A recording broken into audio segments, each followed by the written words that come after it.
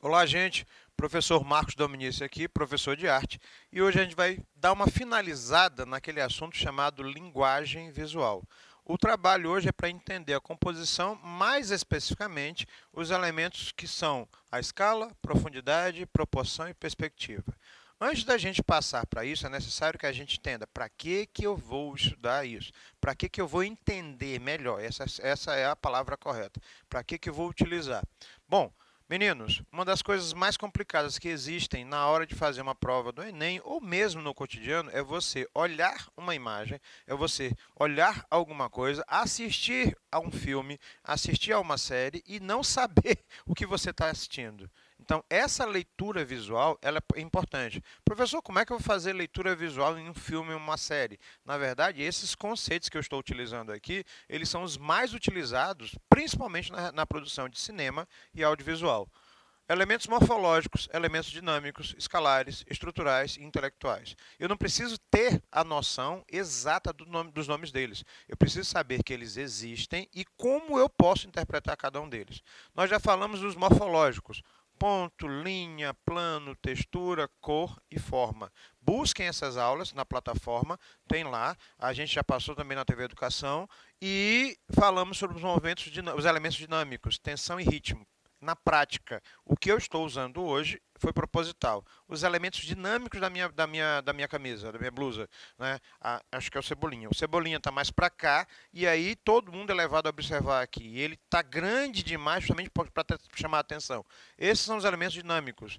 Aí, a palavra que eu usei, o grande demais, ele trabalha com os elementos escalares, dimensão, proporção e escala. O que são esses elementos escalares? É como o artista vai utilizar isso a favor da obra dele e do pensamento e do que ele imagina para a obra. Vou dar um exemplo para vocês para a gente trabalhar mais contextualizado. A estátua do Cristo Redentor, que é uma das novas 7 maravilhas do mundo. Ela é grande, mas ela está num local, proporção, dimensão e escala, que favorece a percepção de quem está a observá-la. Aqui em São Luís aqui na ilha de São Luís, nós temos 2 exemplos específicos que são quase impossíveis de não se identificarem. A composição das estátuas dos 3 pescadores na praia. Passou ali, você tem a atenção chamada por elas por causa dessa relação tripla, dimensão, proporção e escala. A mesma coisa acontece na cidade de São José de Ribamar, uma cidade bem próxima daqui de São Luís, onde você tem a estátua de São José de Ribamar, que é literalmente o cartão postal da cidade. E ela é grande, a relação dimensão, proporção e escala, no caso das duas, é similar. Lógico, vou usar o trocadilho, com as devidas proporções com a estátua do Cristo Redentor e uma das estátuas mais altas do mundo, conhecidas também, que é a Estátua da Liberdade. Eu vou até não comentar sobre isso, porque a gente está com murmurinho aqui em São Luís, vai virar polêmica. Elementos estruturais são elementos que servem para que você crie e finalize o teu projeto. Linha, forma, textura e principalmente as cores, né? Professor, por que verde? Por que azul? Cada cor dessa tem uma referência específica? Tem. A gente já falou sobre isso. E os elementos intelectuais? Bom, isto aqui em particular é a junção disso aqui tudo, morfológicos, dinâmicos, escalares, estruturais, de como eu vou perceber a coisa, de como eu vou entender a coisa, de como eu vou compreender a coisa. Esses elementos intelectuais é o que me permitem dizer eu gosto, eu não gosto. Eu acho bonito, eu acho feio. Só leve em consideração que a estética pessoal de cada um, ao analisar, avaliar, definir, não é igual para todos. Existem valores estéticos coletivos. Até alguns de vocês, uma grande parte de vocês são adolescentes, a gente brinca sobre isso, que esses valores estéticos definem grupos sociais, né? Os regueiros, os skatistas, os naturistas, o que quer que istas sejam, mas cada um vai em função desses valores intelectuais. o que eu acho interessante ver, as cores que eu acho interessante consumir, né, a forma como está colocado, uma camisa, um boné, ou um relógio, um filme, uma série que me chama atenção e eu não tenho noção disso. É justamente nesses elementos intelectuais que a gente vai avaliar a interpretação. Eu vejo e eu não sei o que eu estou vendo. Eu vejo e não consigo ler. Eu acabei de definir para vocês o conceito do Enem.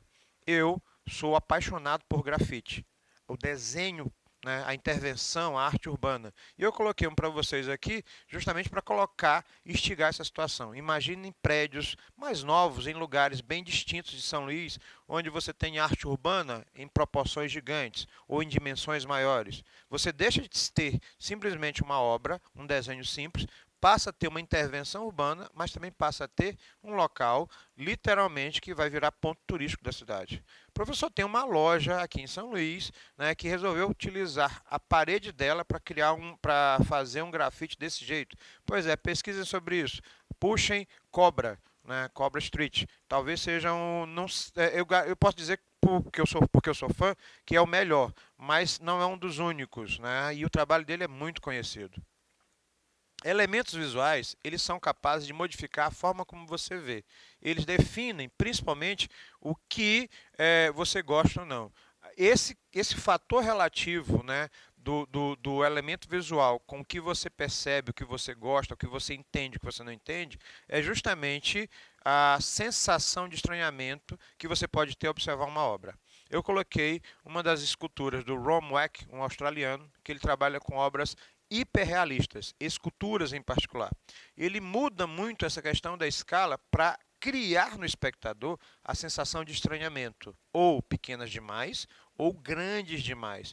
Isso é a escala. Eu não preciso mensurar com valores matemáticos, centímetros, quilômetros ou coisas do tipo, mas na hora que eu crio essa situação, eu forço o observador, aqui a figura humana, aqui a estátua, o nome é a escultura, o nome da obra, doente mental.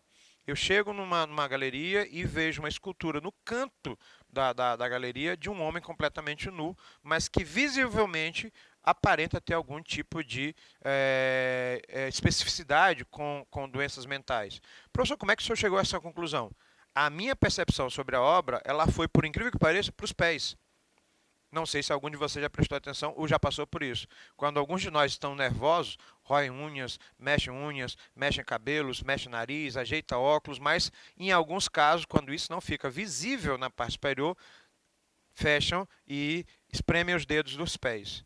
E esse nervosismo ele deixa claro. Então, qual era o objetivo da estátua, que é gigante, né? Se essa estátua tivesse em pé, ela seria o dobro ou o triplo da altura da mulher. O Ron Weck, ele trabalha essa questão da escala justamente para que o espectador sinta que ele é gigante, porque algumas são miniaturas, ou que ele é pequeno em relação às esculturas. Por exemplo, aqui é um senhor idoso e ele produzindo, ele faz em média uma ou duas esculturas por ano, né? E a estátua no campo já de observação. Um casal de idosos, ele está terminando de montar, e aí ele vai criando a sensação de um momento casual, mas quando você vê, são duas pessoas literalmente gigantes, na qual você vai ter que estabelecer uma relação nova com a escala. O que é a escala, professor? Na verdade, ela é a proporção entre o que existe de verdade e o que existe representado. Na infância, a gente trabalha muito com objetos que trabalham essa situação.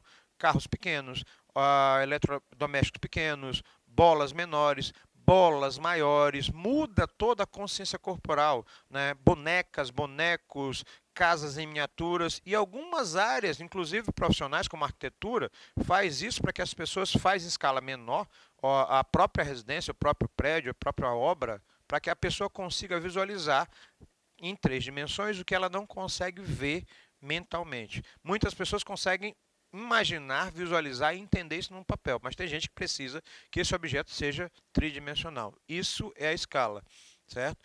A profundidade, por sua vez, é uma outra relação. O que é a profundidade? Eu vou trabalhar com o que está mais perto e o que está mais longe. Mas eu posso criar uma ilusão visual de que numa superfície plana, numa folha de papel, numa parede, no chão, eu posso, por exemplo, criar a sensação de profundidade, simplesmente utilizando o efeito de luz, sombra claro e escuro. Não sei se é possível perceber, porque a gente tem um trabalho excelente de iluminação aqui, mas em parte do rosto você olha áreas mais escuras e áreas mais claras. É assim que a gente trabalha as técnicas para que uma pessoa possa aprender a representar num plano bidimensional, ou alguém que já tem essa noção percebe as coisas. A profundidade, que é esse efeito de luz e sombra, ela vai criar ilusões visuais a partir de algo que não existe. Você pode fazer isso, por exemplo, como é o caso de alguns de vocês, que veem, apreciam ou até fazem tutoriais de maquiagem. A pessoa é de um jeito, cria-se um efeito de profundidade onde ela tenha áreas que não existem. Professor, isso acontece, por exemplo, em séries e filmes? Com certeza.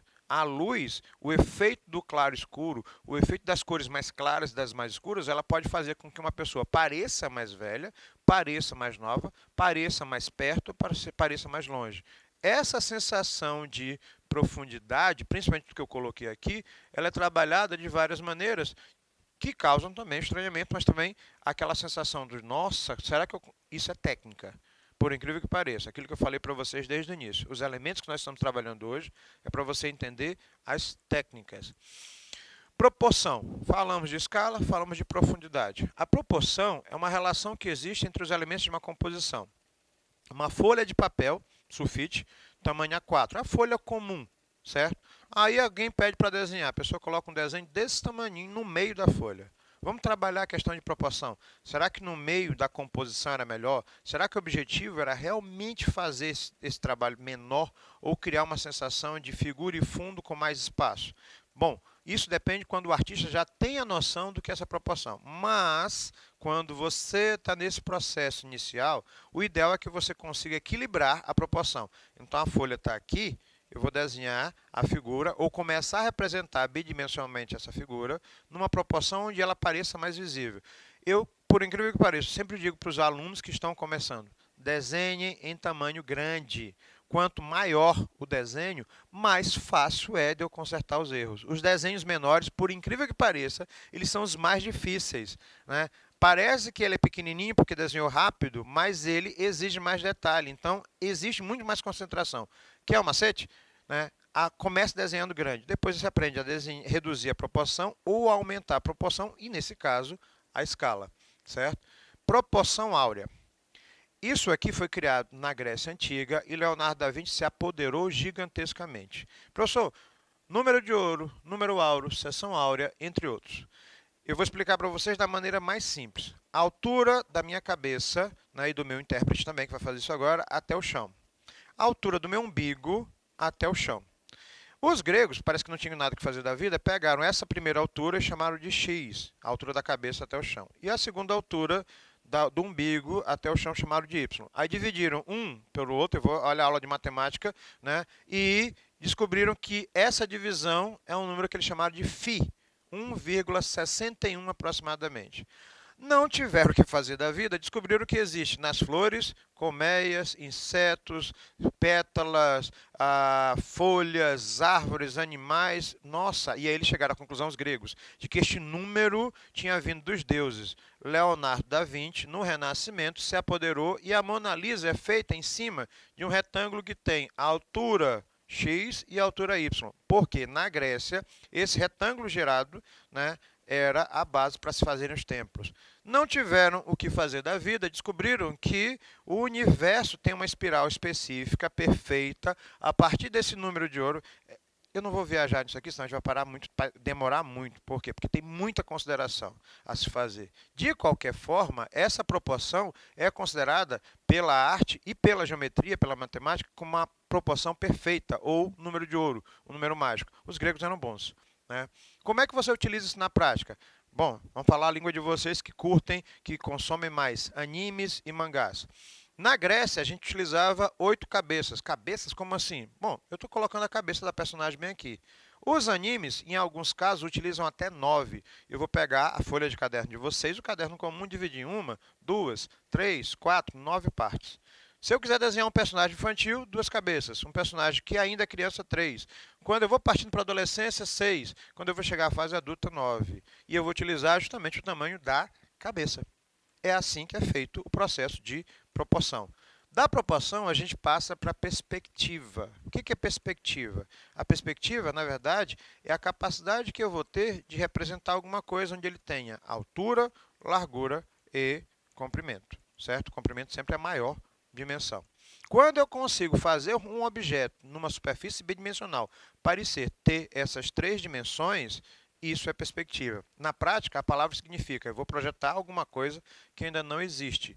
A perspectiva é muito utilizada na arquitetura. E o exemplo que eu vou dar aqui, por exemplo, no caso, né, é a nossa Praia Grande, o centro histórico, onde os prédios seguem perspectivas e o que torna eles tão cativantes.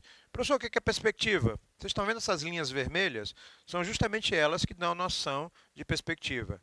Para a perspectiva existir, é necessário que eu entenda que existe o que a gente chama de linha dos olhos, ou linha do horizonte, que é a altura onde os meus olhos alcançam. Na prática, estou na praia, aqui em São Luís, na litorânea, a linha imaginária que divide o céu do mar é a linha do horizonte. Até onde meus olhos alcançam seria a linha do horizonte. Já o ponto de fuga seria o ponto para onde todas as linhas convergem. Então, basta desenhar isso aqui, marcar esse ponto, traçar as linhas e fechar os prédios. Professor, isso é tão fácil assim?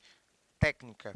Que tipo de perspectiva é essa? A gente chama de perspectiva cônica. E, professor, isso aqui é mais complicada. Só que isso aqui é mais matemática do que arte. Depois que você pega ritmo, você sai disto aqui, que é relativamente mais simples, ou aquele quadrado, que eu vou mostrar no final da aula, que a gente desenha um outro quadrado e liga os pontos. Isso é a perspectiva. Ela começa na Grécia Antiga, toma forma na Roma, na Idade Média ela vai se arrastando e no Renascimento, os artistas do Renascimento vão trabalhando a perspectiva para dar a ideia de profundidade, de realismo, de claro-escuro, junta tudo e misturado, e você tem o conceito da perspectiva. Olha só, sabe aquela casinha que a gente desenha, que é a árvore do tamanho da casa, né, que é a pessoa do tamanho da casa e que a parede, a porta, quase a pessoa não entra? É porque a gente precisa trabalhar o conceito de profundidade, perspectiva e escalas. Por causa disso é que nossos desenhos parecem tão primários, porque na hora que você tem consciência disso, a coisa muda de figura.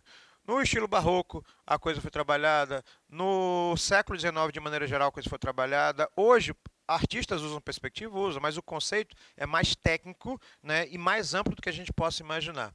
Né? Esse aqui é o portão de Brandeburgo, que foi construído no século XIX, no neoclassicismo.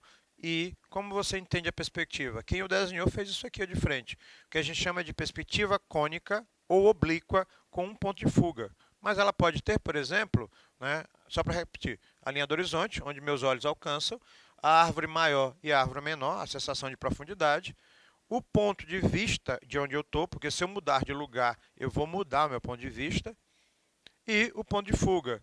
Professor, o que é o ponto de fuga? Onde meus olhos convergem todas as linhas, os prédios, as árvores, e quem está mais perto é maior, quem está mais longe é menor. É assim que a gente enxerga esse efeito de perspectiva. É como se você visse o trilho do trem, bem aqui está estão as placas maiores, e lá no fundo o trilho vai convergindo. Olhem postes numa rua, o poste maior e o poste menor. Isso é perspectiva. Professor, tem como desenhar isso? Tem. Né? Por incrível que pareça, é a parte mais simples que existe. Né? Existem outros tipos de perspectiva que são mais fáceis para a gente começar a trabalhar e entender o processo. Se eu quiser trabalhar a prática, sim. A cônica é essa que eu falei para vocês. Ou oblíqua é como o olho humano enxerga. Mais perto, maior, mais longe, menor. A isométrica, o nome iso significa igual. Ela é mais técnica.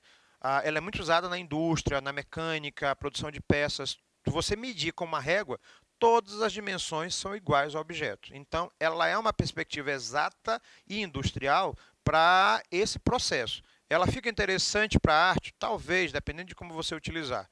E a perspectiva cavaleira, que é a que vocês mais usam. Professor, o que é perspectiva cavaleira? Já falo para vocês. Oblíqua ou cônica, com dois pontos de fuga. Eu coloco um objeto, e isso aqui eu faço muito com os meus alunos. Perspectiva aérea e a cavaleira. Quadradinho, o outro quadrado. Lembram disso? Pois é, o objetivo é a gente entender que a perspectiva, a profundidade, a escala, elas criam a sensação de compreensão da obra. E aqui eu vou ficando com vocês com o mesmo desenho que vocês costumam fazer sempre, né? Vai treinando em casa que vai funcionando. Quadrado, o outro, basta ligar os pontos. Todo mundo fez isso em sala. Um abraço, gente. Professor Marcos Domingos aqui. Fui.